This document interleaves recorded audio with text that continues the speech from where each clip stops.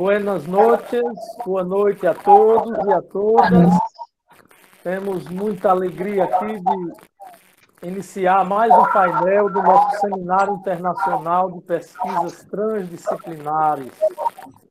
Hoje nós contaremos aqui com a participação de 3 grandes palestrantes, painelistas, que nós temos a honra de receber aqui na nossa Universidade Federal do Ceará, UFC, no nosso grupo transdisciplinar de estudos e pesquisas interinstitucionais.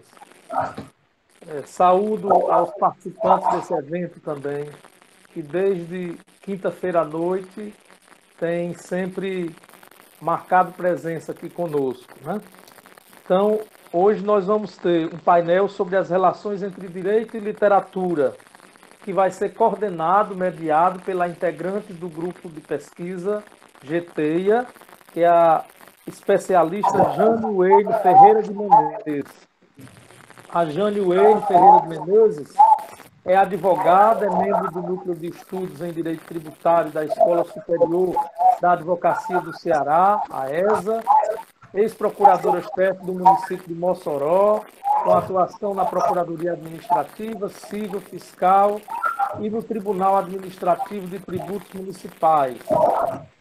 Na Secretaria da Fazenda do município de Mossoró, Rio Grande do Norte, é ex-assistente jurídica da Consultoria Geral e da Procuradoria Geral do município de Mossoró, possui graduação em Direito pela Universidade de Fortaleza, Unipó, pós-graduação em Direito Público pela Pontifícia Universidade Católica de Minas, pós-graduação em Direito Tributário pelo Instituto Brasileiro de Estudos Tributários, INBET, membro efetivo do Grupo Transdisciplinar de Estudos e Pesquisas Interinstitucionais, o nosso GT, participou do Grupo de Pesquisa em Tributação Ambiental, participou da Academia Cearense, da Academia de Ciências Jurídicas e Sociais de Mossoró, a ACJUS, e do Grupo Encanto, da ACJUS, como soprano.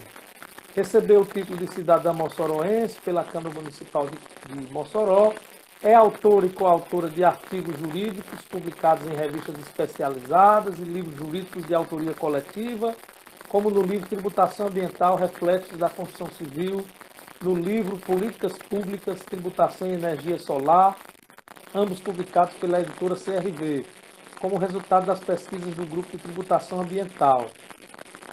Participou também de uma coletânea de poesia feminina, e a razão principal pela qual ela foi convidada a presidir esse painel, né?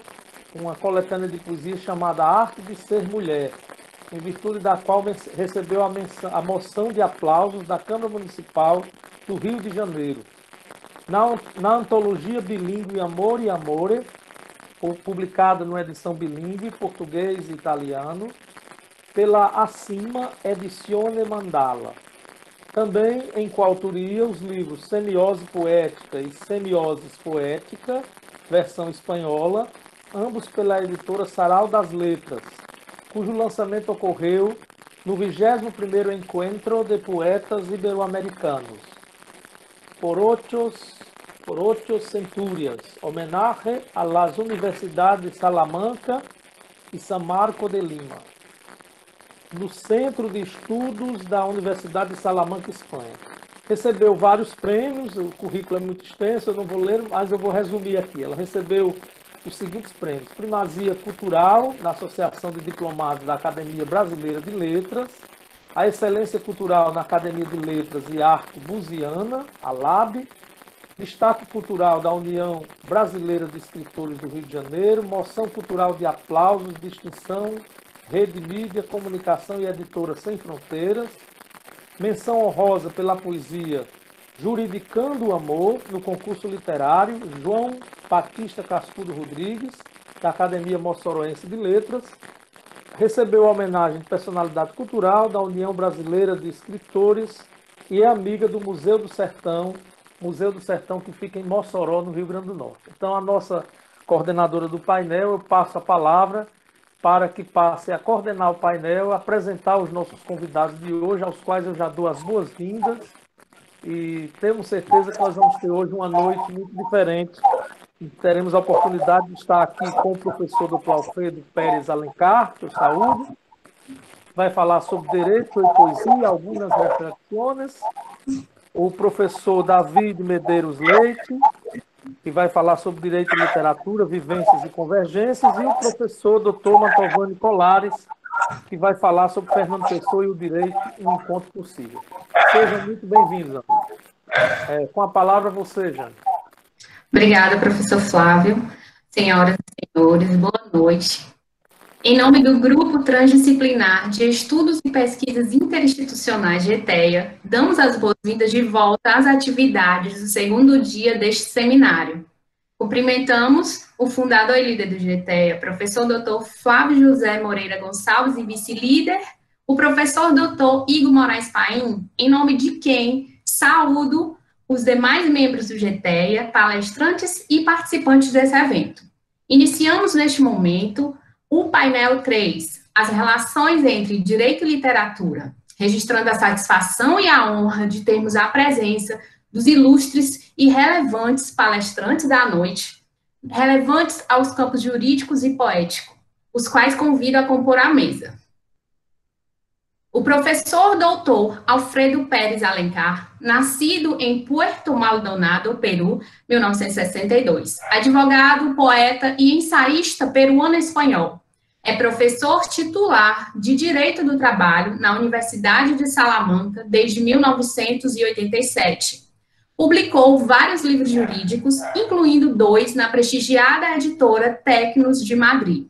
Na vertente literária, foi secretário da Cátedra de Poeta Frei Luís de León, da Pontifícia Universidade, entre 1992 e 1998. E atualmente é coordenador, desde 1998, dos encontros de poetas ibero-americanos, que são organizados anualmente pela Fundação Salamanca, Cidade de Cultura e Conhecimento.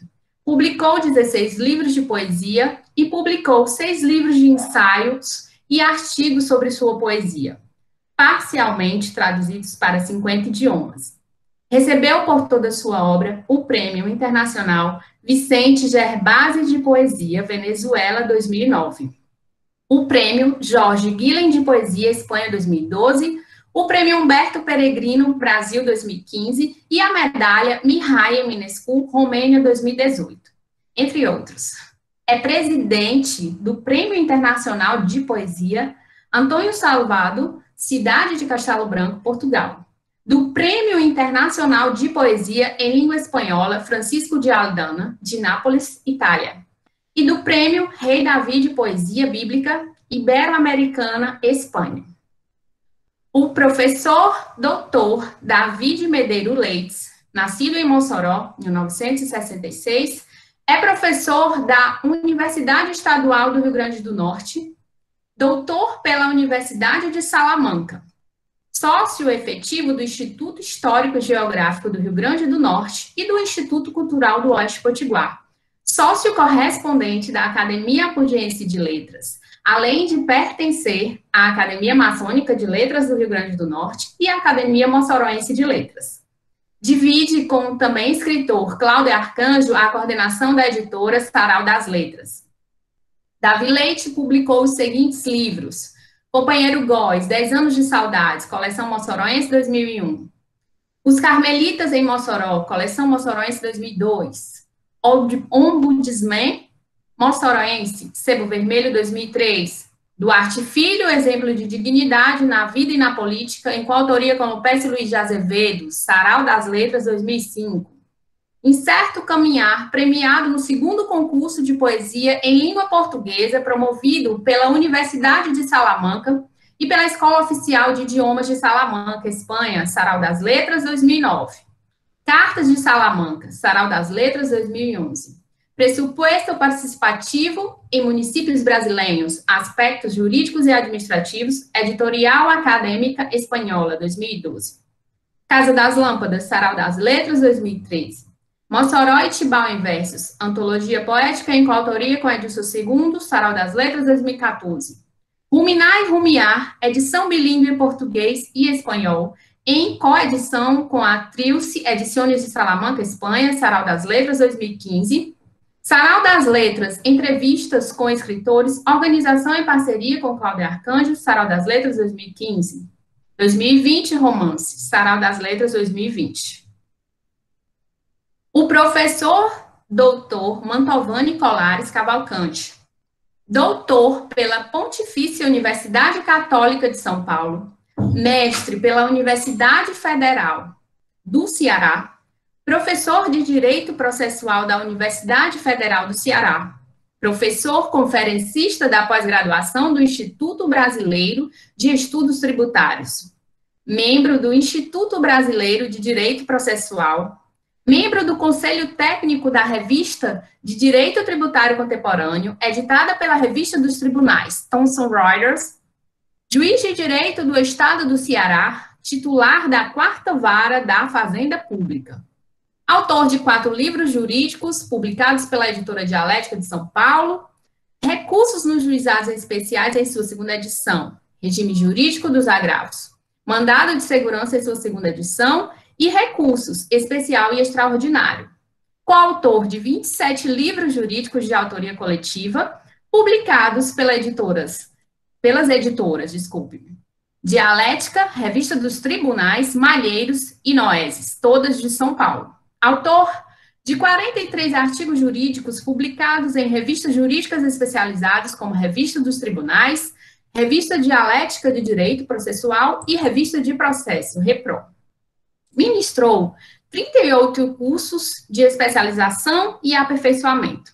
Proferiu palestras e conferências em 183 eventos entre congressos, seminários e encontros nas seguintes cidades: Manaus, Belém do Pará, Teresina, Fortaleza, Natal, João Pessoa, Recife, Maceió, Salvador, Cuiabá, Brasília, Rio de Janeiro, Belo Horizonte, Uberlândia, Vitória, Campinas, São Paulo, Rio de Janeiro, Curitiba, Florianópolis, Porto Alegre, New York City, USA e Washington, D.C. e USA. Lembramos que cada palestrante terá entre 15 e 20 minutos no máximo para sua explanação. Passo então a palavra ao professor doutor Alfredo Pérez Alencar, Universidade de Salamanca, Espanha, cuja palestra é titulada Derecho e Poesia, algumas reflexões.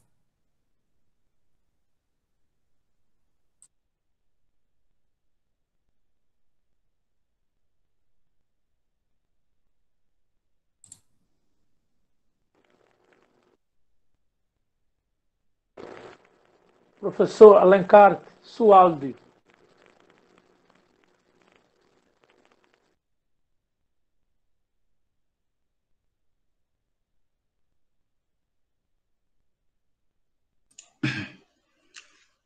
Pido disculpas, en primer lugar, por no hablar en portugués, que debería hacerlo porque mi abuelo era de Crato.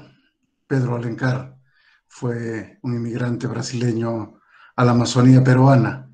Por lo tanto, me siento en mi hogar, en mi casa, en el nordeste sobre todo, y para mí es una satisfacción muy grande.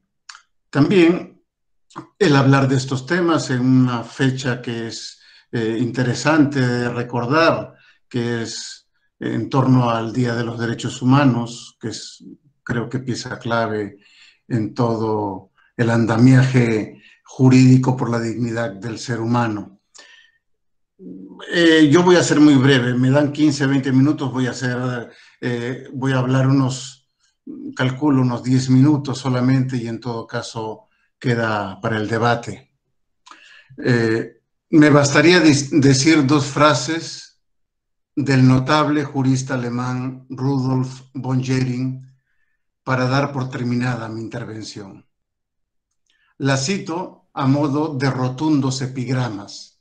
Son como unos aforismos. La poesía epigramática es muy concisa, muy breve y a la vez como un dardo que llega a la conciencia.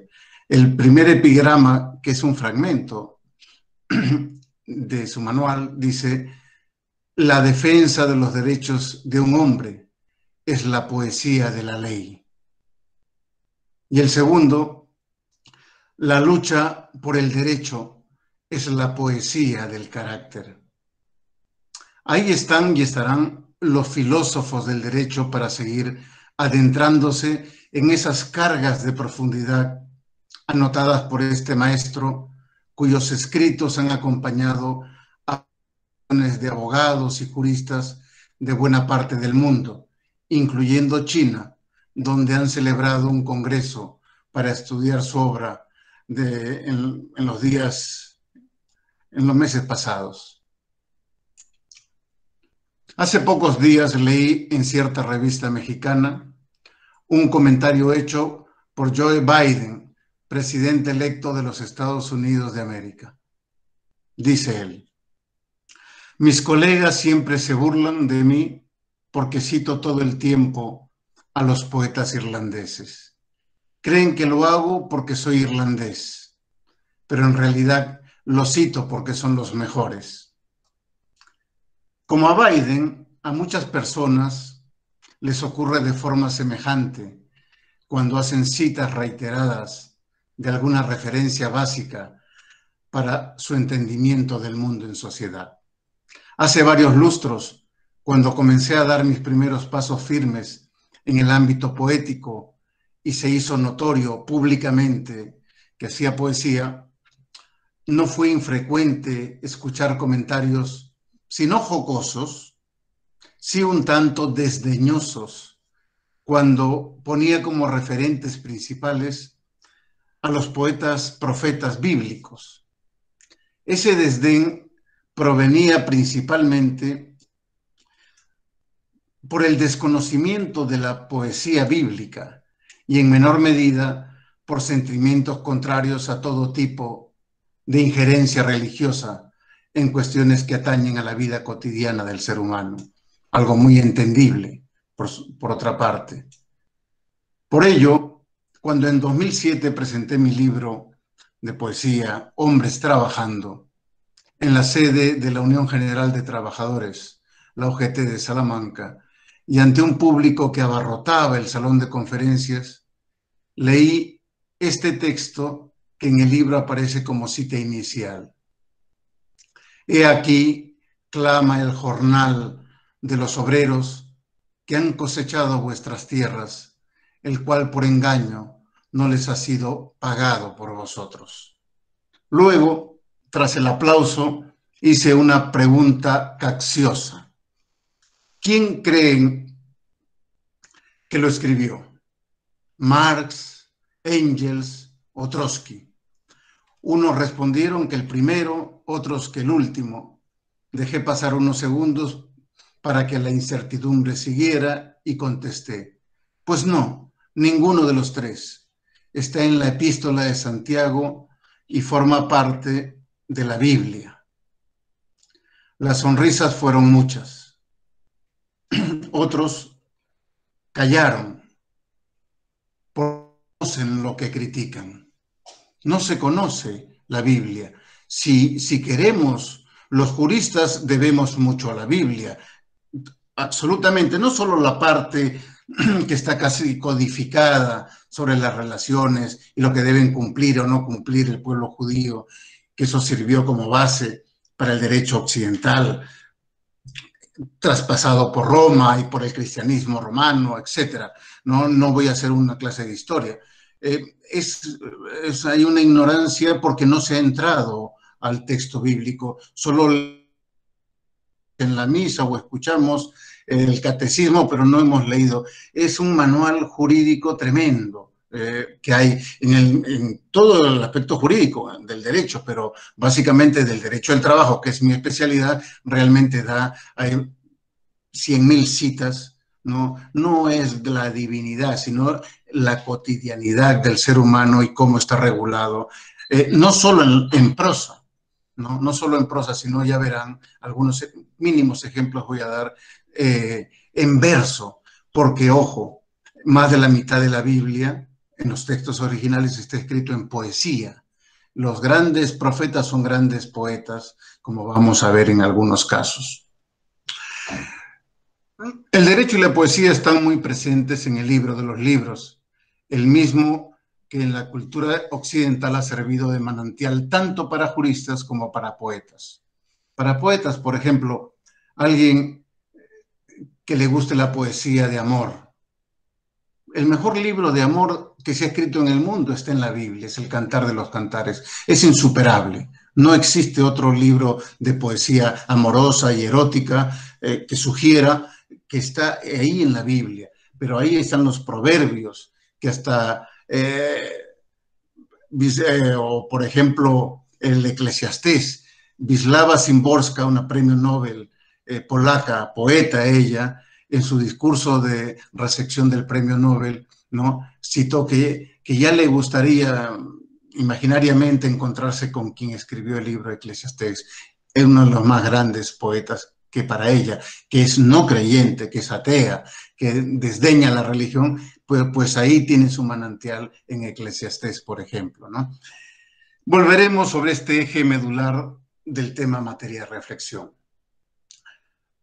Y aquí va un poco mi premisa básica. Entiendo que existe un planteamiento simplista y o equivocado cuando por ambas partes se rechaza un acercamiento o una relación mínima entre derecho y poesía. Por lo general, los unos entienden la poesía como algo que trasciende la razón, más cargada de emotividad y o sensibilidad. Los otros consideran al derecho como un secarral, como un desierto árido de normas que poco o nada sirve, salvo para pleitos y demás sentencias que no siempre se ajustan a derecho, o peor aún, que solo sirven para emitir fallos que frecuentemente resultan injustos con los más débiles del tejido social.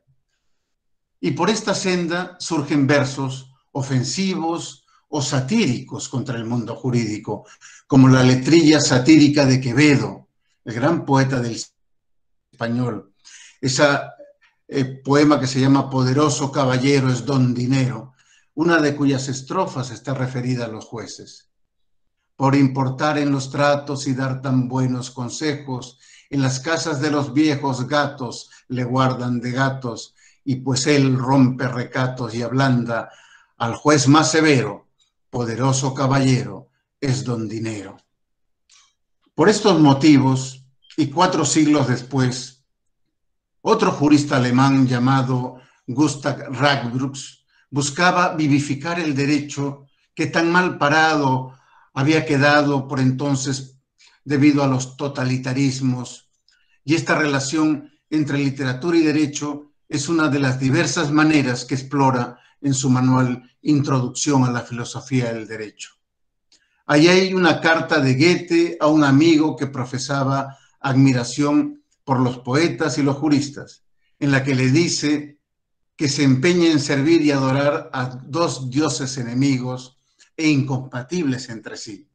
Otros poetas, repelidos y hasta asqueados por los estudios jurídicos que hicieron, llegaron a estampar verdaderas maldiciones en el libro de oro de la jurisprudencia. Si nos preguntamos ahora qué es lo que puede explicar esta frecuente aversión de los poetas y en general de los artistas hacia la ciencia jurídica, encontraremos como causa, tal vez, la llamada objetividad jurídica, es decir, la tendencia del jurista a abstraerse precisamente de los rasgos humanos. En el fondo, el problema común para ambos, abogados, gente del derecho y poetas, pero en este caso para la gente del derecho, es la creciente especialización, la cual ha ido alejando del conocimiento humanístico que por siglos han tenido tanto médicos como abogados, como gente del derecho. Pero todavía, por ejemplo, quedan algunos referentes, como el notable jurista español Luis Enrique de la Villa, uno de los más destacados laboralistas, que ya tiene 80 años y quien en 2009 ofreció su discurso de investidura como doctor honoris causa de la Universidad de Salamanca, el cual llevó por título La tentación del derecho en los poetas de Salamanca. Tejió su texto maravilloso sobre temas jurídicos con versos de 155 poetas nacidos o que vivieron en Salamanca. En el fondo, también lo que nos falta es conocer la historia del derecho. Por ejemplo, el Código de Justiniano proclamaba que, cito textualmente, los abogados que aclaran los hechos ambiguos de las causas y que por los esfuerzos de su defensa en asuntos frecuentemente públicos y en los privados levantan las causas caídas y reparan las quebrantadas, son provechosos al género humano, no menos que si en batallas y recibiendo heridas salvasen a su patria y a sus ascendientes. Pues no creemos que en nuestro imperio militen únicamente los que combaten con sus espadas, escudos y corazas, sino también los abogados, porque militan los patronos de causas que, confiados en la fuerza de su gloriosa palabra, defienden la esperanza, la vida y la descendencia de los que sufren. Yo creo que en el fondo y en la forma también, aunque eso puede ser rebatible, en el fondo, ¿cuál es el trabajo fundamental de los poetas? Yo creo que es el de mantener la esperanza. Y lo mismo sucede en el fondo también con el derecho y especialmente con quienes tienen pretensiones de que se restituyan sus derechos y tienen esperanza en que la justicia sea justa. En el fondo, la esperanza es lo que aglutina a ambos. La pasión también. Hay mucha pasión en ambos. Por ejemplo, volviendo a los referentes bíblicos, el problema está también en que el tópico, sea en Brasil, sea en España, sea en Perú, sea en cualquier parte, siempre los poemas tienen que ser con métrica, con rima, y ya suenan un poco desfasados en la actualidad. Y dice, bueno, a mí no me interesa eso, pero a mí siempre me ha gustado encontrarme con los difíciles, no con público que le interese la poesía, sino con el que no le interesa. Por ejemplo, por los derechos humanos también me llevaron a una cárcel muy amplia y muy hermosa en España, aquí en Salamanca, muy recién construida, y yo dije, ¿qué voy a leer a los presos? Pensé que era un taller, al final se apuntaron muchos, yo creo que era porque querían estar libres y no estar en otras cosas, ¿no? Y había un auditorio inmenso de presos. Yo estaba más nervioso, yo que tengo muchas tablas de escenarios y todo, estaba muy nervioso. ¿Qué iba a hacer? ¿Qué iba a leer? ¿Qué les iba a interesar? Al final estuvimos 2 horas, no solo con la lectura. Me pedían, bueno, yo soy marroquí, no hablas nada de los inmigrantes, de los que hemos llegado en patera, y le leía un poema de eso. Otro decía, ay, creo que eres medio cristiano, léeme algo de tal, y también. Y cada tema, menos mal que tengo una obra amplia y tenía para todos. Pero luego lo más importante era el debate, las preguntas, cosa que ni en las facultades de Derecho o de Filología no hacen preguntas ahora casi los alumnos, salvo uno que otro. Por lo tanto, yo creo que en el fondo, ¿no?, lo que nos falta es una mayor formación del tema humanístico. Volviendo, decía que cuidado con que el tópico sea que piensen que la poesía son esos versitos, ay, qué bonito para la enamorada, tal, que también lo hay y también yo lo hago, pero nada de temas cursilones, y también hago poesía social, pero no hay que caer en el panfleto porque para eso hay que escribir en todo caso un ensayo, un artículo, ¿no? Entonces, claro, si yo les leo algo de la Biblia, por ejemplo, el poeta Amós, nadie lo conoce, el profeta Amós, es un poeta social 100%. Marx es un niño de pechos al lado de lo que escribe él. Por ejemplo, dice así, pues vosotros habéis convertido el derecho en veneno y la justicia en fruto amargo. O por ejemplo, mas ellos odian a quien pide un juicio justo y detestan al que testifica con verdad. Y escribe contra los explotadores, ¿no? Esto no lo van a decir ni la Iglesia Católica, ni los protestantes o evangélicos, porque va en contra de muchas cosas que están hablando. Pues eso está en la Biblia, que tanto van con la Biblia, eso tendrían que decir también para que la gente vea sedimento, hay enraizamiento con las necesidades de la gente que está con problemas, ¿no? Por ejemplo, también Amós dice algo tan hermoso, esto ya más hermoso, que fluya el derecho como agua y la justicia como un río inagotable.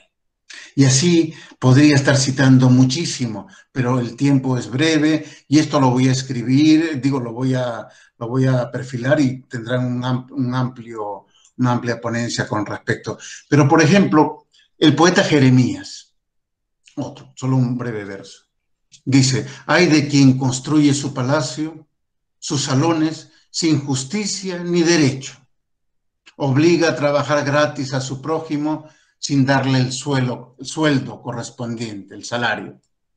O finalmente, aquí habría para estar varias noches con el tema, Isaías, el más grande de los poetas bíblicos, dice: ay de los que dictan leyes injustas y prescriben tiranía para apartar del juicio a los pobres y para quitar el derecho a los afligidos de mi pueblo, para despojar a las viudas y robar a los huérfanos. ¿Se dan cuenta? Solo son pinceladas que les doy, que esto no son rimas bobaliconas, cositas así, versitos para contentar a uno, no, son sumamente fuertes. Es poesía social porque atañe al ser humano y por lo tanto cuando yo explico eso a los que son incrédulos de la poesía, cuando les leo poemas míos o de otros que sé que les van a conmover, ¿no? Ellos cambian. Hubo alguien que me dijo eso antes de una conferencia y al final estaba haciendo cola para comprar uno de mis libros y le dije: caramba, qué bueno verte aquí. Sí, me has hecho cambiar de perspectiva, ¿no? Entonces, yo creo que no tenemos que quejarnos, ni los abogados contra los poetas que escriben sátiras o se quejan del mundo de la justicia en general, ¿no? Ni viceversa. Yo creo que hay que hacer pedagogía, hay que buscar esos nexos que existen, porque el derecho es palabra, y qué mejor palabra que es la que utilizan los abogados, que decantamos la misma, que vamos puliendo porque al ser usada demasiado se ha llenado de grasa. Hay que ir limpiando de grasa para darle el valor, por ejemplo, a la palabra justicia. Yo creo que en el fondo, hablar de derecho y poesía, hay que incluir el binomio derecho y justicia.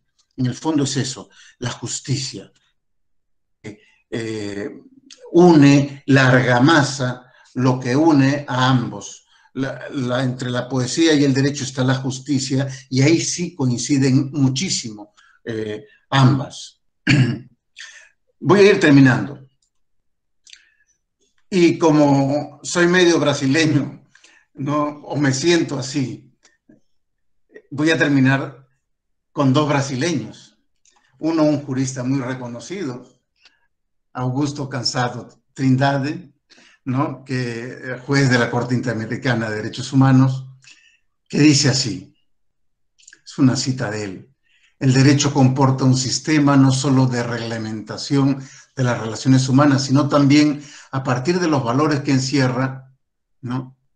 Y en la medida que se abra las enseñanzas perennes de la literatura, se libera de la pretensión de cientificismo legal que lo aleja de la realidad de lo cotidiano. Se abre a los valores humanistas presentes en la literatura y se erige contra la fría racionalidad del positivismo jurídico y del análisis supuestamente científico-legal. El derecho pasa así a dar expresión él mismo, con la ayuda de las humanidades, a los principios y valores que deben guiar la existencia y las relaciones humanas. El derecho pasa así, enriquecido, a vincularse estrechamente con la realidad de la vida de cada uno. Y el otro brasileño tiene que ser un poeta, evidentemente. Un poeta al que yo he traducido, como a muchos otros brasileños, que se llama Tiago de Melo, es de Amazonas. Recibí un libro suyo gracias a un poeta y profesor de Río Grande do Norte, muy amigo de Leite, de David Leite, que es Paulo de Tarso Correia de Melo, quien le hizo firmar, dedicarme un libro y me lo enviaron a Salamanca. Hay un poema, por si no lo conocen, se los recomiendo. Tiene muy buena poesía, pero Los Estatutos del Hombre es un poema impresionante, ¿no? Y está escrito como si fuera un código. Artículo 1, tanto. Artículo 2, artículo 3, parágrafo tal. Es maravilloso. Hasta tiene la apariencia jurídica, pero, por ejemplo, artículo 4. Queda decretado que el hombre nunca más necesitará dudar del hombre, que el hombre confiará en el hombre, etc., ¿no? Luego dice, vamos a ver. Aquí cita, dice el artículo 6, queda establecida durante los siglos que dure la vida la práctica soñada por el profeta Isaías. Fíjense, él, que no es creyente, también lo pone ahí. Y aquí, este es el artículo que me interesaba, artículo 7. Por decreto irrevocable queda establecido el reinado permanente de la justicia y de la claridad.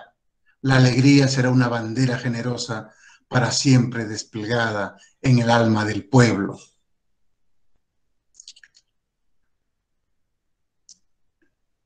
Y termino con un parágrafo único de este largo estatuto del hombre, que es maravilloso. Dice, solo se prohíbe una cosa, amar sin amor. Así que gracias a todos los compañeros juristas de Brasil, gracias por haberme tenido como uno de los suyos. Hasta pronto. Muito bom. Quer falar, professor Flávio? Não, belíssimo, não há o que dizer, eu gostei demais, né? Gracias, Flavio. Flavio, no te había agradecido, pero te agradezco mucho también la oportunidad que me has brindado. Muitas graças, encantado. Obrigada, professor Alencar, pela sua contribuição. E eu parafraseio o poeta porto-riquenho que tive a oportunidade esses dias de ler, falando sobre um livro seu, sobre o seu trabalho, e ele fala o seguinte, que os seus versos são de uma total humanidade e que enche nossa alma de esperança. Obrigada. Gracias. Obrigado. Agora, para conduzir a palestra Direito e Literatura, Vivências e Convergências, com a palavra, o professor doutor David Medeiro Leites, Universidade Estadual do Rio Grande do Norte, Brasil. Boa noite a todos. Um saludo muito especial para meu amigo Alfredo Pérez Alencar, amigo e irmão. Boa noite, Flávio, Mantovani, Jane, a todos que estão participando do evento. Eu quero até pegar carona na palestra extraordinária de Alfredo para usar uma palavra moderna aqui, bem jovial, linkar nosso tema. Alfredo, a certa altura, disse que poesia remete à esperança e direito remete à justiça, mais ou menos assim. Pois é isso que eu quero partir desse raciocínio para dizer o seguinte: em ambos os casos, temos dificuldades de acesso. A literatura não está aberta a todos. Portanto, a poesia não está tão à mão como deveria de todos. Por isso, também falta esperança. O direito não está também com o acesso amplo que deveria, e por isso há injustiças. Como há? E também Alfredo disse em certo momento que temos que demonstrar as injustiças sociais pela poesia, pela literatura. É muito bonito o verso, como ele falou, o poema do namorado para a namorada, ótimo, deve existir. Mas também tem que existir a literatura que trace a realidade injusta, cruel, que enfrentamos. Então, temos que fazer da nossa arma, da literatura, esse grito para aqueles, principalmente, que não têm voz. Mas eu gostaria, Alfredo e demais colegas, de começar dando uma demonstração como direito e literatura se confundem, no melhor dos sentidos. Eu cheguei a Salamanca para fazer, e o fiz, o doutorado em Direito Administrativo. Mas eu digo que meu café diário com Alfredo Pérez era sobre poesia, sobre literatura. Barrávamos a la cafeteria para falarmos de literatura. E, ao mesmo tempo, eu ia assistir aula de Direito Administrativo na outra sala. Então, esse link. Eu vou sugerir algumas questões aqui. Esse autor, chamado Alberto Bresciani é um poeta brasileiro que é ministro do Tribunal Superior do Trabalho. Alberto Bresciani tem alguns livros de poesia publicados, e esse, intitulado Hidroavião, eu não sei se estou posicionando bem. O título do livro é Hidroavião. E ele, Alberto Bresciani, é um jurista, mas em nenhum momento ele faz referência direta à questão. Se você não souber da história dele como jurista, ele não faz referência direta.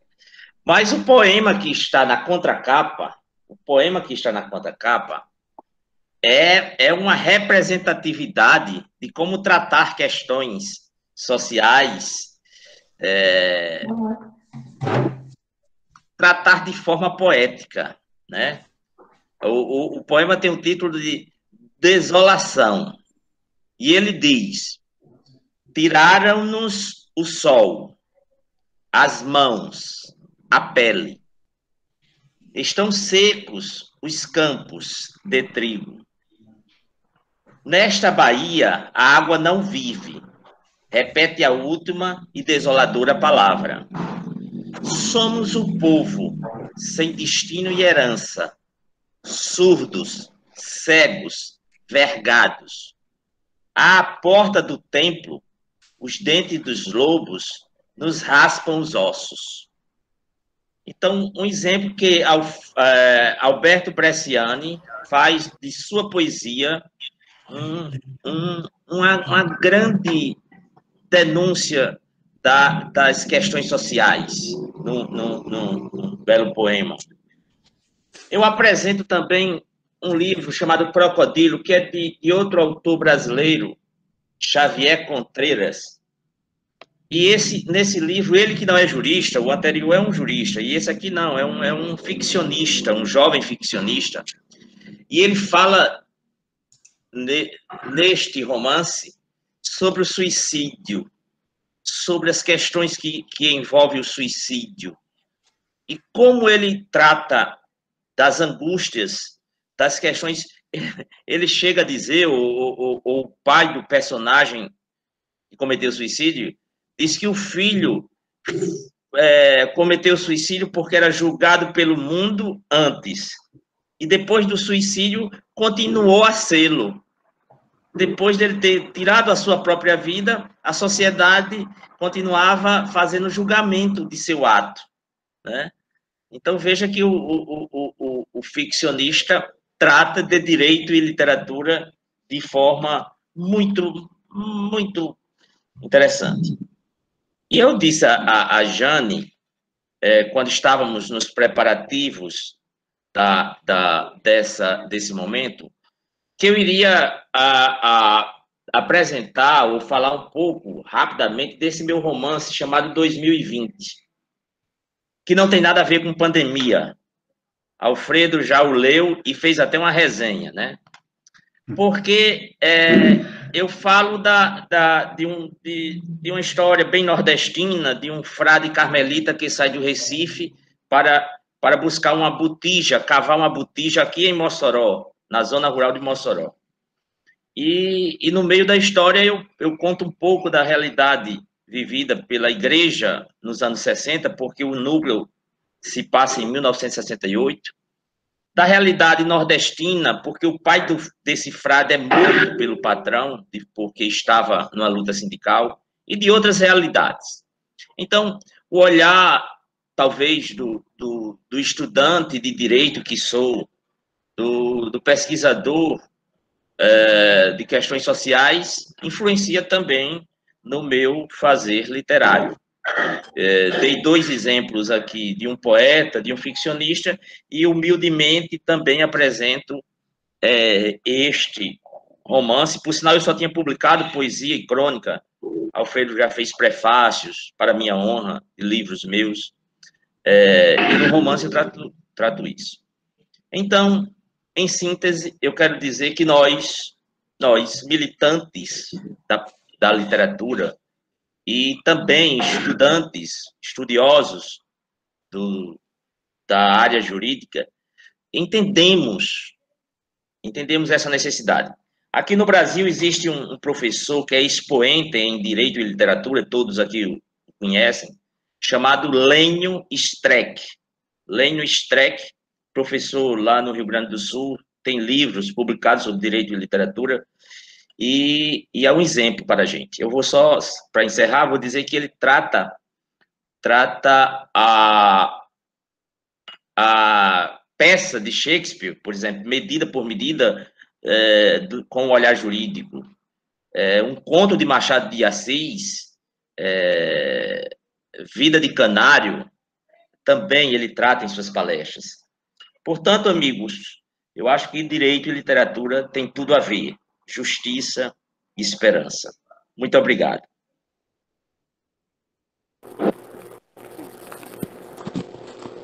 Obrigada, professor Davi. Obrigada por ter aceito o nosso convite. E eu gostaria de citar o seu colega, poeta, escritor, Cláudio Arcanjo, um dos cearenses mais potiguares, mais moçorões que já conheci. E que ele fala: lançar um livro é uma responsabilidade tão grande quanto colocar no mundo um filho. E o senhor nos presenteia com vários belíssimos filhos. Obrigada. Bom, nesse momento, para ministrar a última palestra da noite, intitulada Fernando Pessoa e o Direito, um encontro possível, convido o professor doutor Mantovani Colares Cavalcante, Universidade Federal do Ceará, Brasil. Com a palavra, professor. Muito obrigado, boa noite. É preciso, a meu ver, ressaltar a gratidão em primeiro lugar, a gratidão de tantas pessoas aqui nos vendo e nos ouvindo em plena sexta-feira à noite.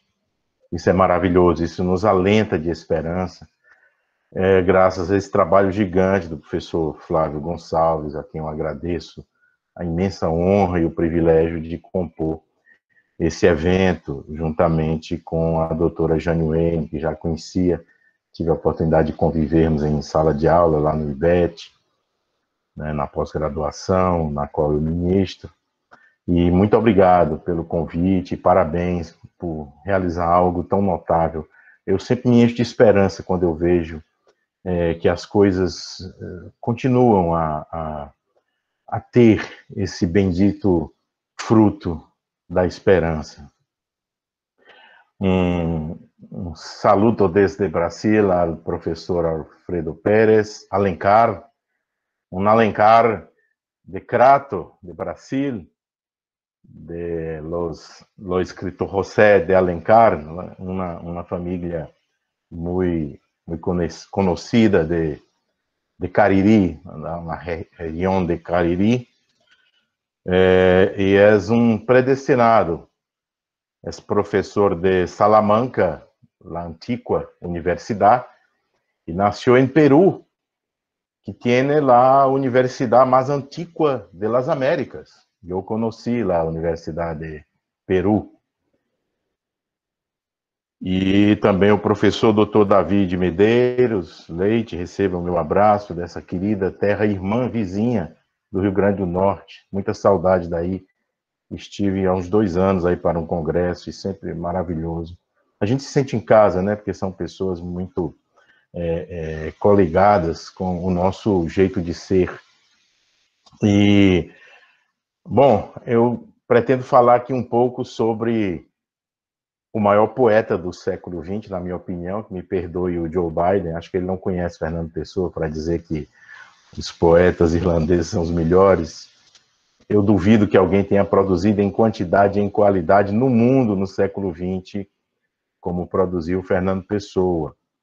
Mas a proposta da minha fala é exatamente tentar mostrar essa possibilidade do encontro entre o Fernando Pessoa, obviamente materializando a poesia, e o direito. Mas os que me antecederam já mostraram que isso não só é possível, como é plenamente realizável, né? Portanto, não sei se trarei algo de novo aqui ao tentar mostrar isso. Mas me permitam, até pelas pessoas que estão ouvindo, e certamente não por qualquer falha delas, mas por uma metodologia de ensino das universidades que privilegiam muito mais uma das camadas do direito, que é a camada técnica ou dogmática, de que é preciso resgatar essa necessidade de desvendar as outras camadas do direito. A camada da filosofia, a camada da teoria,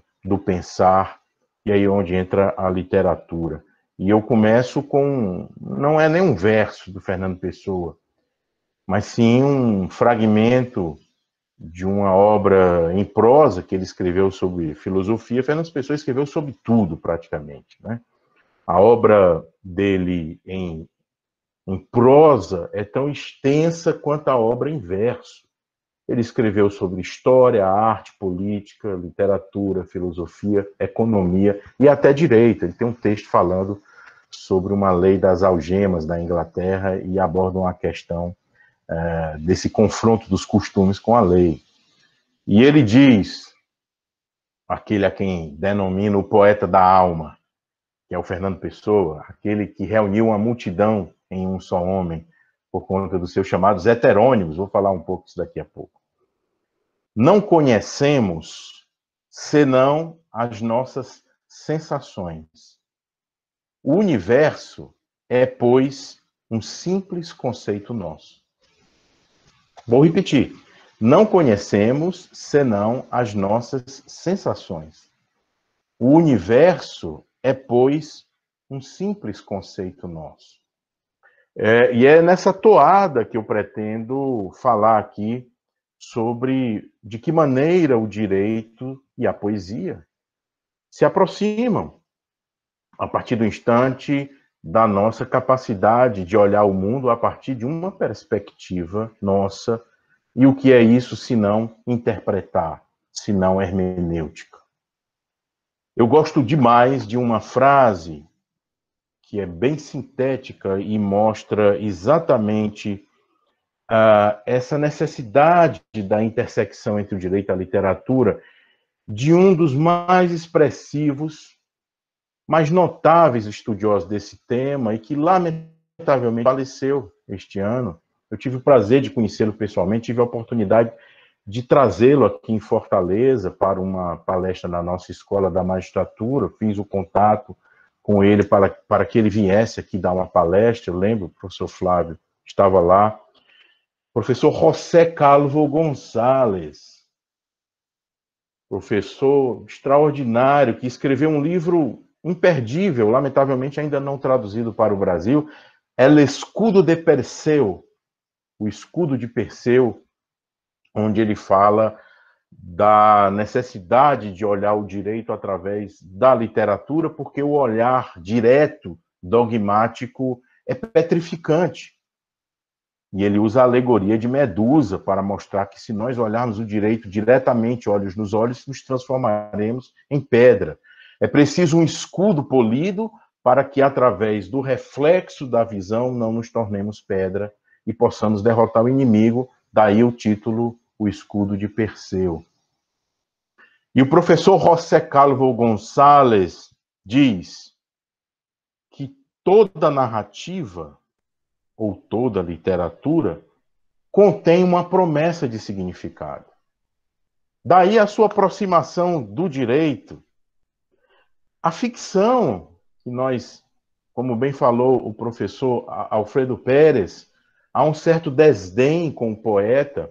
Eu lembro demais de um grande ministro que se aposentou há pouco tempo, ministro Carlos Aires Brito, do Supremo Tribunal Federal, que é poeta, mas eu sempre via, quando diziam poeta, o ministro é poeta, um certo tom de ironia, como se aquilo maculasse a sua imagem de jurista.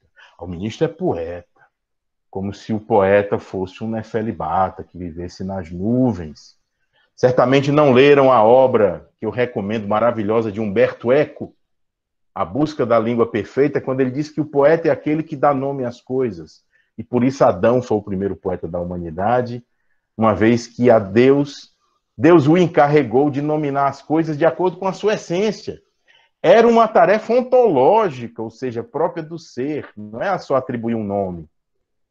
Então, certamente não sabem disso. E a ficção, a narrativa da literatura e da poesia, ela tem exatamente o que diz o professor José Calvo.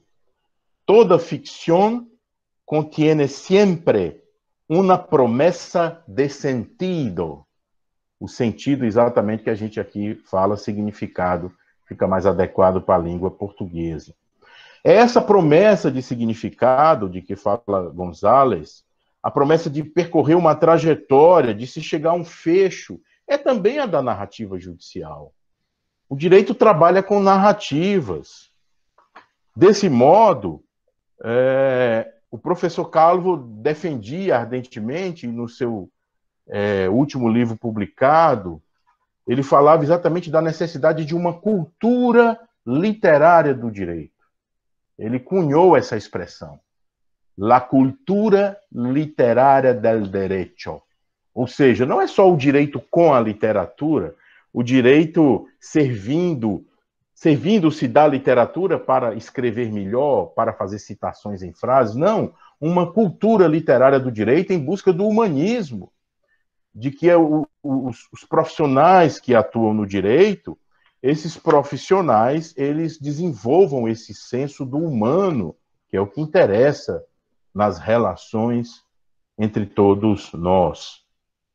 Então, essa promessa de significado, não só utilizando a linguagem, mas se valendo da literatura, e incluindo-se aí, obviamente, a poesia, para que nós tenhamos uma percepção de que o direito nada mais será aquilo que nós atribuímos como construção de sentido, como interpretação, como atribuição de valores, porque um dos pontos mais relevantes dessa cultura literária do direito é não esquecer que direito não é unicamente o fato e a norma, como nos ensinam, a subsunção da norma ao fato ou vice-versa, e relembrar aquilo que Miguel Reale já dizia nos anos 1950, da visão tridimensional do direito, dos valores, atribuir valores. E eu lembro do meu mestre Paulo de Barros Carvalho, com quem tenho tanto aprendido, um dos maiores juristas do Brasil, que ele diz que o poder judiciário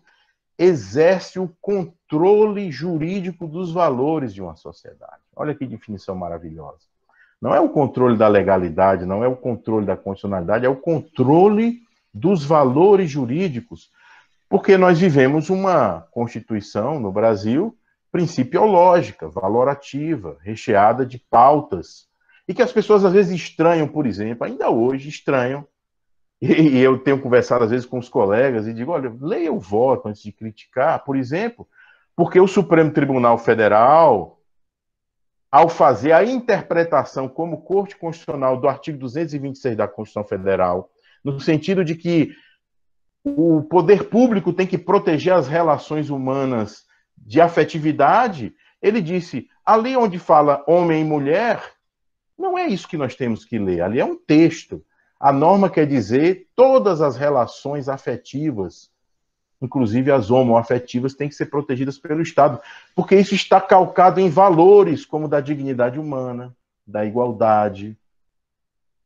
Então, se a igualdade e a dignidade humana vão se quedar a uma letra de um artigo perdido lá atrás da própria Constituição, qual é o papel, então, do Poder Judiciário, a não ser um papel gramático, semântico? Deixa um robô fazer isso, então. Qualquer robô faz isso melhor, qualquer programa de computador faz melhor do que o juiz.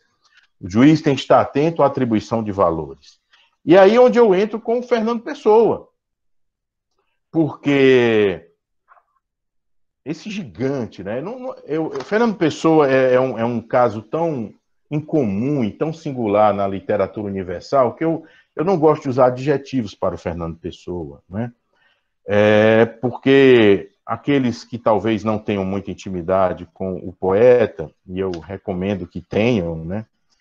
Um poeta nascido em Lisboa no final do século XIX, se muda para a África do Sul por conta da morte do pai dele. A mãe dele se casa com o cônsul, e ele vai morar na África do Sul e é educado na língua inglesa, foi a primeira língua dele, foi a língua inglesa, tanto que ele tem muitos poemas, sonetos inclusive, ele tem um livro só de sonetos escritos em inglês, mas ele retorna a Portugal com 17 anos, de lá não sai mais, e tinha um hábito espantoso, ele escrevia em pé, numa cômoda, essa cômoda até foi leiloada recentemente, salvo engano, eu não gravo muito número, mas acho que foi 45 mil euros essa cômoda escura, na qual ele escrevia em pé os papéis dele, e lançava esses papéis numa arca, num baú ao lado, que ele dizia, bom, um dia eu publico isso, porque ele só publicou um livro em vida, Mensagem, contando toda a dinastia dos reis portugueses. Foi o único livro em vida, embora ele tenha publicado alguns artigos em revistas, inclusive a revista Orfeu, organizada por ele, alguns excertos, mas livro mesmo foi só o Mensagem. Ele tinha um amigo chamado Montalvor, né, até um nome parecido com o meu, que ele ficava angustiado, ele dizia, ô Fernando, publica essas coisas. Ele disse, deixa estar, um dia eu morro, quem sabe alguém lê isso. Alguém lê isso? Foram 30 mil papéis nessa arca, que até hoje estão sendo estudadas, inclusive publicadas recentemente, toda a obra dele, por uma editora maravilhosa de Portugal, chamada Tinta da China, por Jerônimo Pizarro, um colombiano que hoje é considerado uma das maiores autoridades em Fernando Pessoa. Eu tive o privilégio de fazer vários contatos com ele virtualmente. O Jerônimo Pizarro tem feito uma reedição das obras do Pessoa, ele teve acesso a esses 30 mil papéis que hoje são guardados no Ministério uma espécie de fundação da cultura de Portugal, e tem coisa ainda não desvendada do Fernando Pessoa, 30 mil papéis, imaginem só. E o Fernando Pessoa usou o que muitos chamam de grandiosidade, outros de até uma mediunidade, eu diria uma grande sacada de marketing, porque ele trabalhava com marketing, né? Fernando Pessoa, ele trabalhava com marketing. E para mim foi uma grande sacada de marketing, foram os heterônimos, nos quais ele tinha liberdade de falar o que quisesse e ninguém poderia atribuir incoerência. Não, quem falou isso foi Alberto Caeiro, não fui eu. Quem falou isso foi Ricardo Reis, né? Então, o próprio Pizarro, depois de uma exaustiva investigação, ele encontrou 136 heterônimos de Fernando Pessoa. 136. Por que heterônimos e não pseudônimos? Pseudônimo é quando você assina no nome de outro. Você escolhe um nome e assina.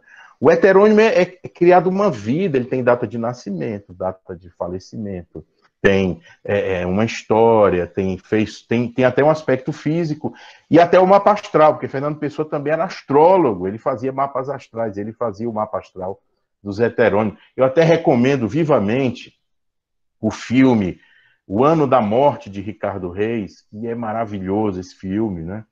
Eu assisti virtualmente na Mostra Internacional de Cinema de São Paulo, agora, durante a pandemia, que é baseado no romance do José Saramago, né? Porque o Saramago, que é outro gênio, outro gigante da literatura portuguesa, teve uma sacada, porque o Ricardo Reis é um heterônimo que o Fernando Pessoa não colocou a data da morte, não se sabe se por esquecimento ou por vontade própria, até porque esse heterônimo era mais novo que o próprio Fernando Pessoa. Então o Ricardo Reis não morreu, e quando o Fernando Pessoa morreu, o José Saramago teve a ideia de dizer, bom, o Ricardo Reis não morreu, então ele pode sair do Brasil, porque ele morava aqui no Brasil, e voltar a Portugal para visitar o túmulo de Fernando Pessoa, e aí é onde surge a história do Ano da Morte de Ricardo Reis, uma sacada genial. Então, os heterônimos são aquilo que Fernando Pessoa utiliza para falar sobre as diversas coisas em relação ao que ele pensa. E eu trago um exemplo aqui, para não ficar muito abstrato o que eu estou dizendo, de um poema feito por um dos heterônimos de Fernando Pessoa, né? De Alberto Caeiro, né? Que, aliás, Alberto Caeiro, segundo Pessoa, era o mestre de todos, até do próprio Pessoa, né? Porque era o guardador de rebanhos, era o homem que contemplava a natureza e entendia que a natureza tinha mais poesia do que as palavras. Esse pequeno poema eu quero utilizar exatamente como suporte para demonstrar a possibilidade desse caminhar de Fernando Pessoa com o direito, porque isso aqui que eu vou ler é pura hermenêutica, é pura interpretação e a maneira como se trabalha com o direito. Eis o poema. É noite. A noite é muito escura. Numa casa, a uma grande distância, brilha a luz de uma janela. Vejo-a e sinto-me humano, dos pés à cabeça.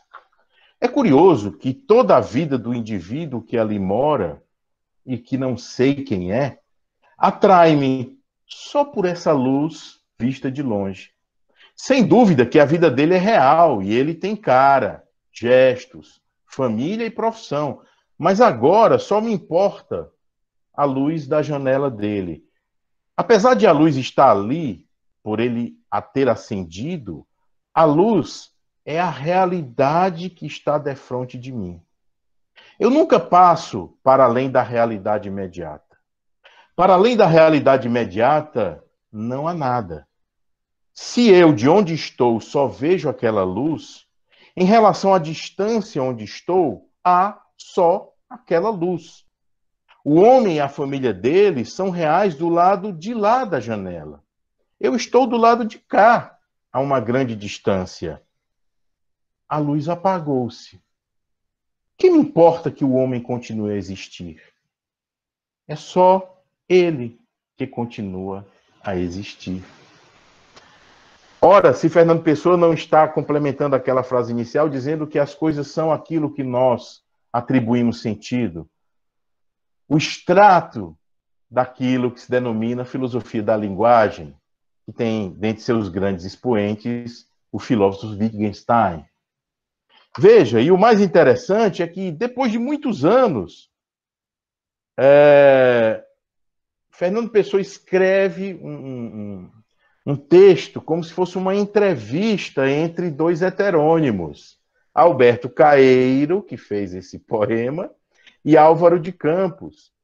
E Álvaro de Campos interpela o Caeiro para dizer, você confirma aquilo que você escreveu? De que o homem deixou de ser real quando a luz apagou? Como quem diz, né? Isso é uma maluquice. E aí, Caeiro, conversando com Álvaro de Campos, os dois heterônimos, Caeiro diz, Eu não digo que ele deixou de ser real. Digo que ele deixou de ser real para mim. Não quero dizer que ele deixasse de ser visível para quem esteja onde o veja. Deixou de ser visível para mim. Pode até ter morrido. E aí o Álvaro de Campos insiste. Você admite, então, duas formas de realidade? E responde Caeiro, que serve para o direito, aqueles que ainda acham que existe o direito certo e o direito errado, como se o direito fosse uma linguagem binária. Muito mais do que duas, respondeu inesperadamente o meu mestre Caeiro. Você bem vê, aquela cadeira é cadeira, e aquela cadeira é madeira. E aquela cadeira é a substância de que a madeira é feita, e que não sei o que é na química. E aquela cadeira é, talvez, com certeza, muitas outras coisas mais. Mas é as todas. Se a vejo, é principalmente cadeira. Se a toco, é principalmente madeira. Se a mordesse e tomasse o sabor da madeira, ela seria principalmente a composição da madeira. São como o lado direito e o esquerdo, e a frente e as costas de qualquer coisa. Todos os lados são reais, cada um do seu lado. O homem que eu deixei de ver seria real, mas era de outro lado. Como eu não estava desse lado, deixou de ser real para mim. Então, já encerrando aqui dentro do meu tempo de 20 minutos, eu diria que com esse poema e tantos outros que nós temos de Fernando Pessoa, nós chegamos à conclusão de que o direito é exatamente isso, é a realidade que nós atribuímos ao direito, daí a importância dos valores.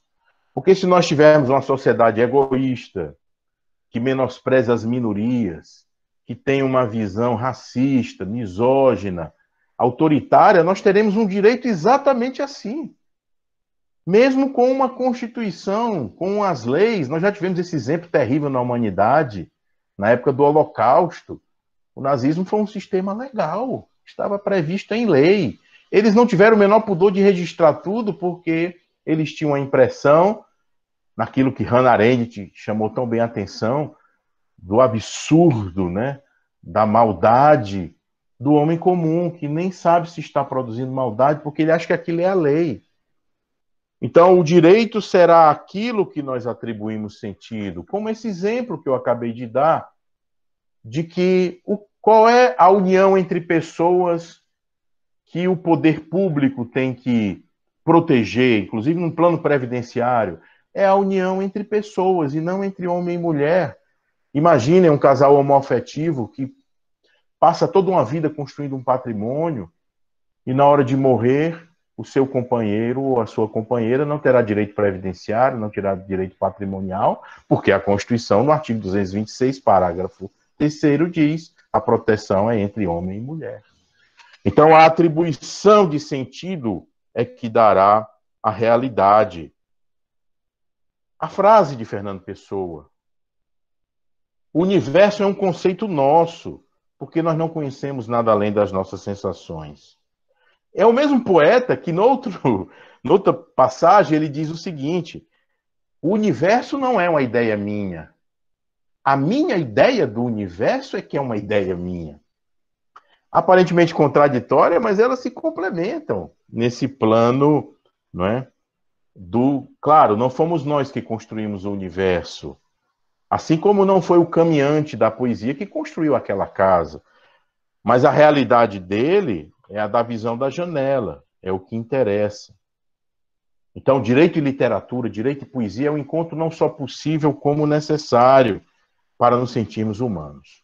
É claro, eu sempre encerro, agora encerrando mesmo, e pedindo perdão porque eu ultrapassei 3 minutos, eu sempre encerro com uma poesia, mas eu não posso encerrar uma poesia depois de falar de Fernando Pessoa, a não ser com uma poesia do Fernando Pessoa, que seria redundante. Vou fazer diferente, é uma forma de agradecimento a todos que tão paciente e gentilmente me ouviram, e agradecendo, renovando meus agradecimentos ao GTEIA, parabenizando por esse trabalho gigantesco e tão essencial de levar cultura àqueles que estudam direito. Eu não vou encerrar com poesia, mas eu vou encerrar com alguém que falou de poesia. Alguém chamado Bergoglio. agora conhecido como Francisco, o Papa Francisco, que, numa saudação aos juízes que participaram do primeiro encontro virtual dos comitês para os direitos sociais da África e da América, disse: nenhuma sentença pode ser justa se gera mais desigualdade, mais perda de direitos, indignidade ou violência. E ele disse que o juiz tem que ser um poeta. O poeta, diz o Papa Francisco, precisa contemplar, pensar, compreender a música da realidade e moldá-la com palavras. Vocês, juízes, em cada decisão, em cada sentença, estão diante da feliz oportunidade de fazer poesia. Que cure a ferida dos pobres, que integre o planeta, que proteja a Mãe Terra e todos os seus descendentes. Uma poesia que repara, redime e nutre. E disse o Papa Francisco veementemente: não renunciem a esta oportunidade. Assumam a graça a que têm direito. Com determinação e coragem, estejam cientes de que tudo que contribuírem com sua retidão e compromisso é muito importante. Façam de sua poesia uma prática, e assim vocês serão melhores poetas e melhores juízes. E jamais esqueçam que uma poesia que não transforma é apenas um punhado de palavras mortas.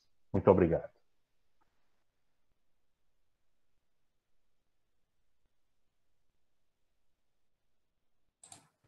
Nós que agradecemos, professor Mantovani.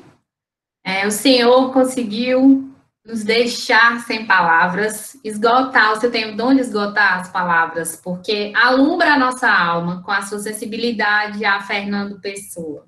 E eu gostaria de citar Ricardo Reis, se não me engano, porque o senhor é todo palavra, o senhor está ali inteiro. Então, ser todo em cada coisa. Grata. Bom, quanto às perguntas, nós não tivemos perguntas, mas comentários que eu gostaria de ler alguns comentários. Foram muito bons os comentários. Peço desculpas se passar algum comentário. A Liana da Mota Ponte disse: agora uma grande verdade. Aos poetas cabe manter a esperança do povo, sobretudo em tempos difíceis, dar alento, um sopro de amor e esperança. Verdade. E a Inês Barbosa concordou e disse que a poesia e a música são alimentos para a alma. Daniela Lima da Rocha: que maravilha esse olhar para os poetas bíblicos. Já tinha pensado na Bíblia como um livro espiritual e também histórico, mas nunca havia encontrado poesia nas palavras dos profetas.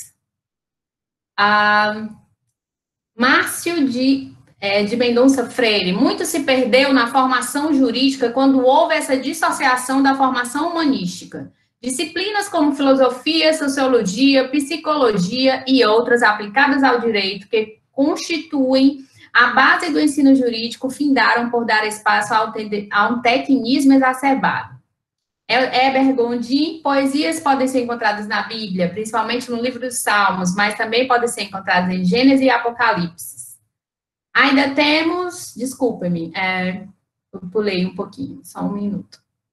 Bom, Isadora: grande privilégio de estar nesse evento, palestras incríveis, está sendo de grande acréscimo.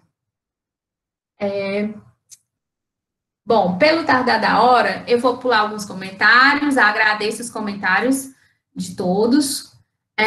Professor Flávio, professor Igor, podemos passar os sorteios dos livros, temos alguns livros para serem sorteados. Bom, desculpa, Jesus, podemos sim.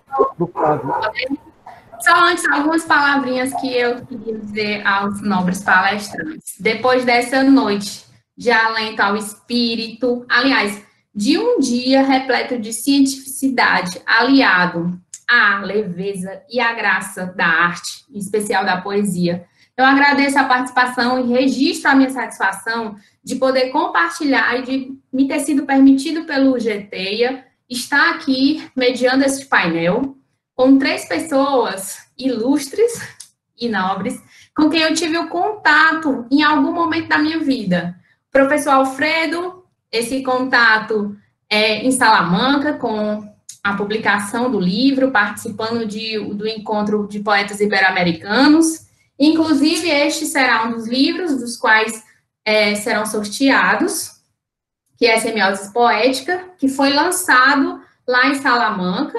E este livro, ele também tem um contexto com direito e literatura, porque esse livro surgiu de uma ideia baseada após aulas com o professor no IBET, né, no Instituto Brasileiro de Estudos Tributários, e daí veio surgindo as ideias, e eu propus aos coautores essa ideia, mediante as lições do professor Paulo de Barros Carvalho, de trabalhar a linguagem, já que direito e poesia, direito e fotografia, tudo é linguagem. Então, seja linguagem escrita, seja linguagem magética, e trabalhamos a questão também da regionalidade, do sertão, e esse livro vai ser sorteado para a gente, inclusive também tivemos a honra de uma resenha do próprio professor Alfredo, obrigada, com o professor Davi, também o contato na Ciudad Dourada, em Salamanca, em momentos literários, e em Mossoró, cidade da qual eu me sinto pertencente e sou muito grata por todo o aprendizado ali vivido. E ao professor Mantovani, pelo contato nas aulas do Instituto Brasileiro de Estudos Tributários, em que a gente se deleita não só com os ensinamentos jurídicos, com a sua eloquência, com a sua didática, mas com aquela aula recheada e repleta com doses de Fernando Pessoa e poesia. Bom, vamos ao sorteio dos livros.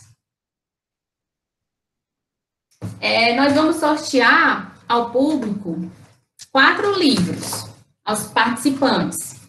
Semioses Poéticas, como já falei, essa coletânea...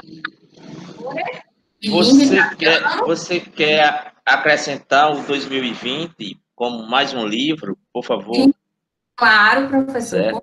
Certo. Obrigada. Então, mais um livro do professor Davi, e este livro cedido pela minha irmã Welma, que ela participou dessa coletânea, Mulheres Extraordinárias, organizado de Andréa Valverde de Portugal, editora Sem Fronteiras. E esqueci de dizer que esse daqui é da editora Sarau das Letras, esse Mandala, Edicione Mandala. Bom, então vamos lá. Professor Alfredo, o senhor pode dizer o número? Alguém pode me ajudar do GTEA? Número de... Número de 1 a 71. Obrigada, professor. 70. 70.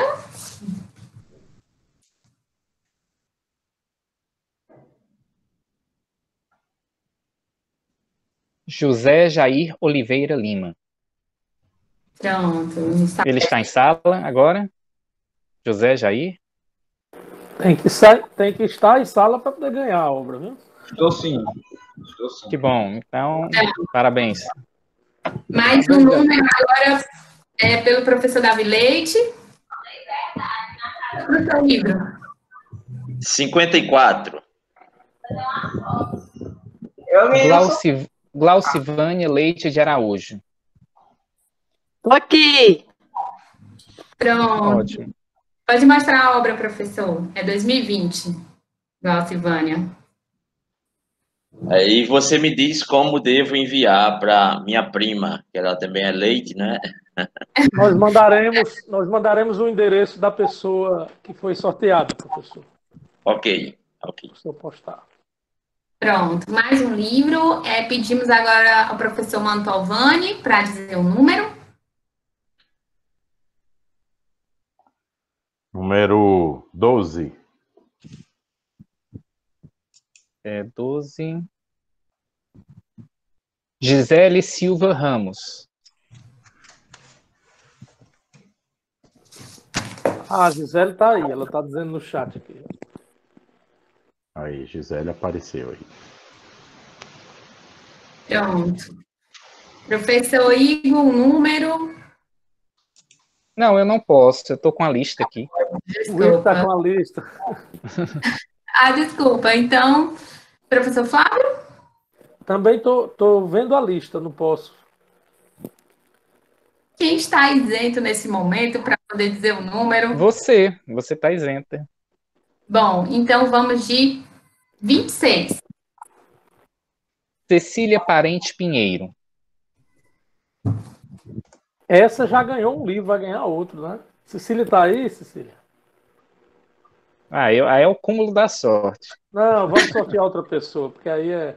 Então, Vamos achar que é 32. marmelada. 32.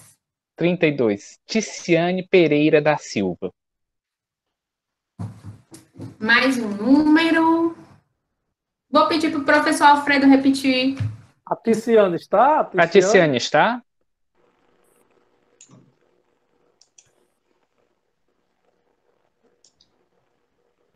¿Doy el número?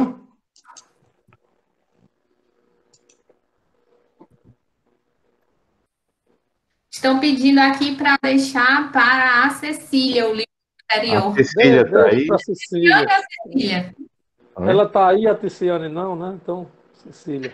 Eu acho que, me desculpe me intrometer, mas se não estava na regra dizer que alguém que já ganhou não pode ganhar de novo, eu não acho que... É verdade. Não Está correto. É Bom, verdade. a Alessandra está dizendo aqui que o culpa ela tem sido sortuda. É verdade. Exatamente. E está presente nas duas vezes, né? Cecília, mulheres extraordinárias. Eu voto com Ninguém o pode ser relator aí. surpresa, é o due process of law. Você não pode ser Viu, pego. Botovani? Eu voto com o relator. Viu? Você não pode ser pego. Mas ela está aqui? Ela tá presente? Porque uma das regras é estar presente na hora do... Se não tá, alguém tá chamando para ela entrar aí. Que ela tem uma torcida grande aqui. Não tá não. A Cecília não tá não. Dessa vez ela perdeu o livro. Bom, então, voltamos a Mulheres Extraordinárias.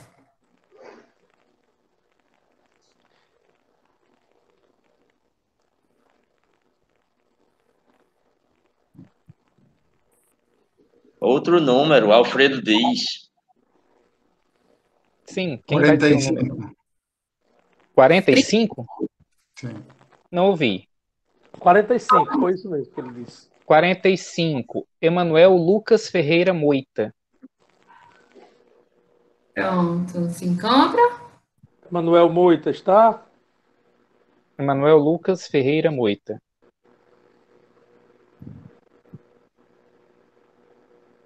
Me parece Ele está? que não. Cuida, Parece Manuel. não. Vamos chamar outro então, né? Mais um Professor número. Davi, diga mais um número aí. Alguém, o Daírton disse que ele está na moita. 33. 33. Nancy de Melo. É a professora Nancy, olha aí. Sim, estou aqui. Direto para o Rio Grande do Sul esse aí vai, né, Nancy? É,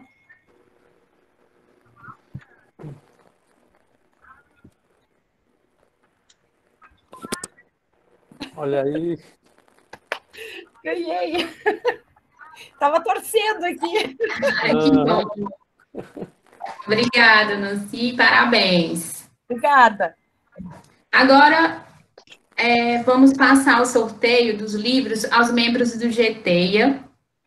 Separei alguns livros também, de Semioses Poética, e mais algumas coletâneas de Sem Fronteiras pelo Mundo, para os colegas do GTEA que tanto têm trabalhado esses dias, Verdade. para que o evento se realize. Desde já, parabenizar todos os colegas pelo empenho e pela dedicação. Então, vamos lá. Professor Eu já Montalvani. estou aqui de dedo cruzado para ver se eu ganho. Professor Montalvani, um número. Eu vou dar aqui a minha idade enquanto eu a tenho, né? Porque em março do ano que vem já não terei mais. 56. Mas tem que ser um Essa número. margem aí tem que ser menor, professor, porque é o grupo que está organizando o evento. Qual É de 1 Mas aí a, qual é o de 1 a- mínimo e o de 1 a máximo? 10, Qual é a margem aí, meu Eu caro nem sei. Igor? tem que dar Eu não margem, sei. então, pessoal. Vamos olhar aqui, deixa eu dar uma olhadinha se eu acho a lista aqui ainda. Só um minutinho. Já tá. Verificando. Enquanto o Igor procura, eu queria só dizer ao professor Mantovani que eu falo isso em minha sala, dessa necessidade de voltar a debater o humanismo e deixar um pouco o tecnicismo. Eu falo isso todos os dias. É muito Com importante. certeza. De 1 a 8, né? Diga aí, não. De 1 a 8. 1 a 8. De 1 a 8? Ah, então número 1, né? Ô, Mantovani, eu nem acredito. Professor Vamos dizer que foi marmelada. Fui eu, Mantovani, obrigado. Pronto. Bom, mais um Sem Fronteiras. Professor Alfredo, por favor. De 1 a 8. 6. Não sendo 6. Nara Araújo. Nara Araújo. Aí vão excluindo os que já saíram, né? Mais um, Semiose Poética, Davi Leite, por favor. Mais um número. 7. Igor Paim, professor Igor. Olha aí, Olá. professor. Mais um número, professor. Agradeço. Obrigado. Número 4. Isadora Barbosa. Olha a Isadora aí, ó. Tá aqui, Isadora. Se não quiser, vai perder. Ai, não, tá. Tá aqui. Tá aqui sim. Mais um número, professor Alfredo, por favor. El 3. 3, Flaviane Maia. A Obrigada. Flaviana aí, coordenou o painel da tarde. Parabéns a todos. Muito bem. Amei. Parabéns, Flaviane. Parabéns Bom. a todos. Muito obrigado, pessoal. Muito obrigado, professor Alencar, professor Mantovani, professor Davi Leite. Jane, é com você para fazer aí o encerramento, né? Agradecimento. Professor Igor, eu gostaria... Sim. Eu queria só terminar com um poema do meu poeta predileto. Eu não sei se eu me lembro ainda como recitá-lo, mas é um poeta pernambucano chamado Manuel Bandeira. Uhum. E o verso é o seguinte: eu faço versos como quem chora, de desalento, de desencanto. Fecha o meu livro se tu agora não tens motivo nenhum de pranto. Meu verso é sangue, volúpia ardente, tristeza esparsa, remorso vão. Dói-me nas veias amargo e quente, cai gota a gota do coração. E nestes versos de angústia rouca, assim dos lábios a vida corre, deixando um acre sabor na boca, eu faço versos como quem morre. Muito bonito. Grande Bandeira. Obrigada, professor Flávio. Obrigado. Professor, eu gostaria de dar alguma palavra? Professor Igor, gostaria de deixar alguma palavra? Opa. Bom, eu acho que hoje a gente sai muito mais inspirado do que qualquer coisa. E me chamou a atenção o fato de que hoje a gente não teve perguntas, né? Acho que as pessoas ficaram tão embebidas com toda essa extasiadas, né, preenchidas, enriquecidas, que parece que tudo bastou e, aliás, foi ainda excedente. Então, nós hoje brindamos por esse brilhante momento. Eu acho que fecha a noite com chave de ouro e eu vou dormir muito mais poético, muito mais inspirado. Muito obrigado. Tudo bem. Bom, antes de finalizar, eu também tenho uma homenagem. Viu, Jane? Se eles quiserem também falar alguma coisa, algumas palavras finais, o professor Alfredo, o professor Mantovani, o professor Davi. Não faça isso, não dê a palavra ao professor, senão você não vai terminar nunca aqui, porque todo professor tem uma carência de comunicação e gosta de falar muito, Flávio. Você sabe disso. Então... mas já que você falou em Manuel Bandeira, Flávio, que eu adoro, né? eu colocaria no meu hall, depois do Drummond Bandeira, tem um poema que eu recomendo depois vocês procurarem aí, que se chama Momento no Café. Procura esse poema, que ele é muito impactante e é maravilhoso. Momento no Café. Obrigado. Só tenho a agradecer, não tem mais Obrigado, nada. obrigado, dizemos nós. Mais alguém gostaria de falar? Também só agradecer. Pois não, Alfredo, você.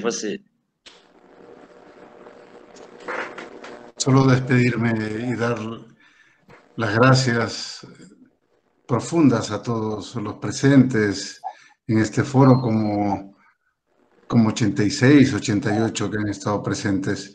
Gracias a los organizadores, pero también a todos los participantes que han estado muy activos con el chat y gracias por haber abierto vuestros corazones.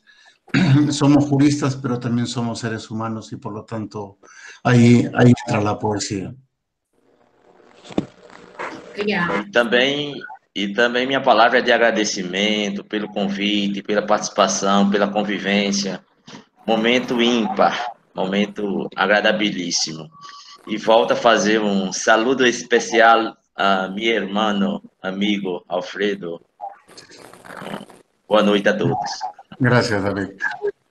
Antes de finalizar, eu gostaria de homenagear os presentes, os participantes, professores, poetas, juristas da noite, citando o mestre cearense Patativa da Saré, que tem tudo a ver com a temática da noite, com a transdisciplinaridade, com decolonialidade. Um trecho de Empregado e Operário. Uns com os outros se entendendo, esclarecendo as razões e todos juntos fazendo suas reivindicações por uma democracia de direito e garantia. São estes os belos planos, pois nos direitos humanos nós somos todos iguais. Por fim, em nome do GTEIA, agradecemos mais uma vez aos professores pelas palavras compartilhadas e todos os participantes pela presença. Damos por encerrado o presente painel, lembrando que amanhã as atividades começarão às 8h30. Boa noite a todos. Amanhã teremos um painel com os professores italianos e queremos 8h30, um painel bem cedo, né? Então, diferente de hoje, que começamos às 9h. Vamos começar às 8h30 amanhã. Boa noite a todos. Muito obrigado, meus amigos. Muito obrigado a todos. Gratidão.